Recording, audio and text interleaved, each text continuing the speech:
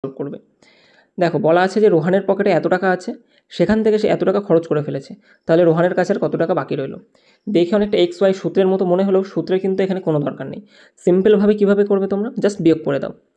3x² plus 5xy plus 7y square, এখান থেকে বাদ দেবো আমরা এটা, অর্থাৎ 2x² plus 5xy plus 4y square.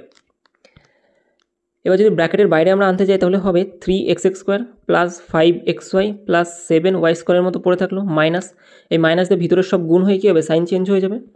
তাহলে 2x² minus 5xy minus 4y square.